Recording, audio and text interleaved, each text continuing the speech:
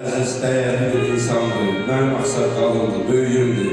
Bunu bizi tanıyanlar, nəsə məclis olanda öz aramızda danışanda deyəlim, qoy xalqımız da bilsin. Mən bugün yaşadığım evdən, o evi seçməyimlə, Firuz müəllimlə qonşu olmağın arzusuyla gəlmişəm, qapı qonşu olmuşum. Firuz müəllim, Allah sizi vardır, sizi çox istəyir.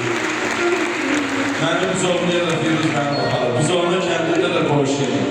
Allah sizi böyüklüğündən əşk eləməsin, Allah sizi xalqımıza, səhnəmizə çox görməsin. Əli Abbas Əliyevlərdir ki, mənim ürəyimdirlər, qardaşlarımdır, çox bir yerdə əlbirlərdə məclislərdə ifadə etmişik. Yaxşı, bəlkə ifadədə sən də eləsin. Ya Allah, nə bilim.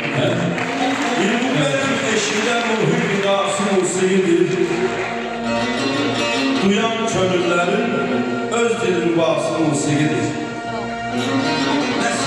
İnce yaratmıştı Tanrı ustadı. Bu milli aletlerimizi bir Tanrımızı, kemalımızı bir daha almıştı.